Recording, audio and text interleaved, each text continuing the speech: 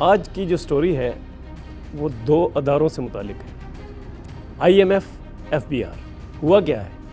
ہوا یہ ہے کہ جو پاکستان کو کہا گیا تھا کہ آپ پینشن کو ختم کریں یا کم کریں، کہا گیا تھا کہ سبسڈی دینا بند کریں، انہوں نے یہ کہا تھا کہ جو ٹیکس ہے وہ بڑھاؤ، تو پاکستان اس میں ناکام ہوتا نظر آ رہا ہے۔ اب جو $7 ارب کی IMF نے پھکی دی تھی پاکستان کو، وہ جو پھکی ہے وہ کہہ رہے ہیں کہ یا تو آپ ڈیفالٹ کر جائیں گے یا آپ سے پھکی واپس لینا پڑے گی $7 ارب کی۔ $7 ارب ہمیں انہوں نے 37 مہینوں میں دینے ہیں، تو اس میں سے تھوڑے تھوڑے دیتے جا رہے ہیں۔ تو وہ کہہ رہے ہیں کہ اگر آپ نے جو ہماری شرائط ہیں وہ تسلیم نہ کی تو پھر آپ کو بہت بڑی سزا بھگتنی پڑے گی، پھکی بھی واپس ہو جائے گی، آپ کو مزید قرضے بھی نہیں ملیں گے، دوست ممالک سے بھی نہیں ملیں گے، اور عالمی جو بینک ہیں، ادارے ہیں، ان سے بھی نہیں ملیں گے۔ اگر یہ ہو گیا پاکستان کے ساتھ کہ IMF بھی پیچھے ہٹ جائے، دوست ممالک اور جو عالمی بینک ہیں وہ پیچھے ہٹ جائیں، تو اس کا مطلب کیا ہوگا؟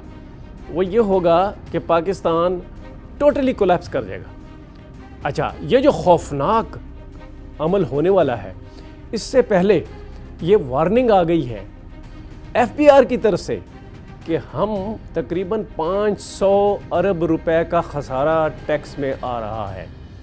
اب اکتوبر تک کا جو ٹیکس تھا اس میں تقریباً $190 ارب کا خسارہ آ چکا ہے۔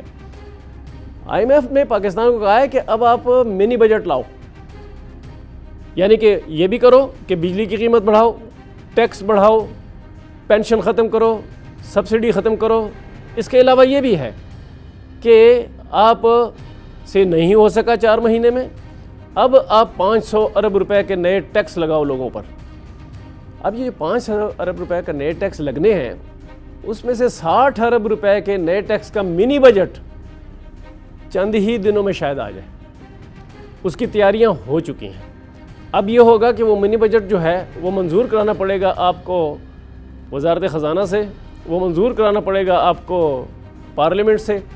یہ جب ہو جائے گا تو عوام پر ایک نیا بوجھ پڑے گا۔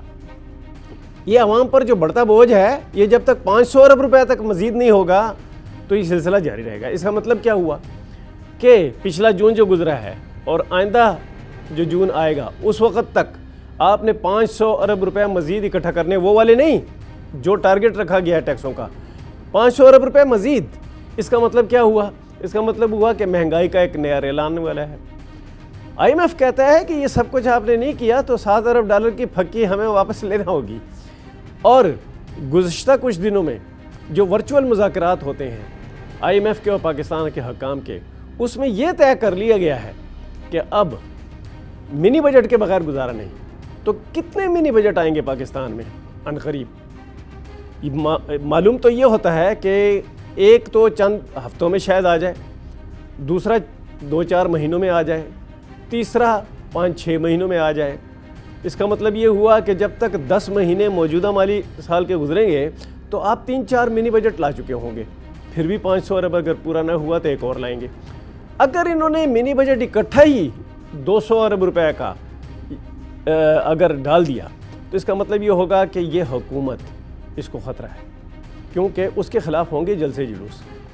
جو جلسے جلوس اور مار دھاڑ کرنے والی قوتیں ہیں وہ ابھی غائب نہیں ہوئیں۔ جو لوگ کہہ رہے ہیں کہ وہ غائب ہو چکے ہیں، یہ بیوقوفانہ بات ہے۔ وہ لوگ کہیں نہیں گئے، وہ پڑے ہوئے ہیں حکومت کے گردن پر بندوق رکھ۔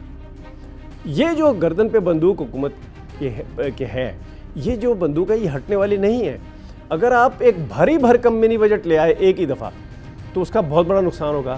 لہٰذا اب کیا گیا ہے کہ 3-4 قسطوں میں منی بجٹ لایا جائے۔ اگر یہ منی بجٹ لایا گیا تو مطلب کیا ہوگا؟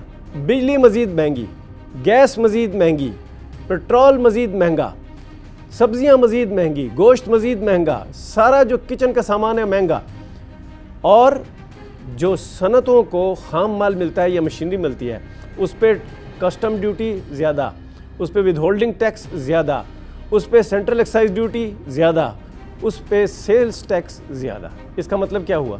اس کا مطلب یہ ہوا کہ پاکستان کی مارکیٹ جو جمود کا شکار ہے، مزید جمود کا شکار ہونے والی ہے۔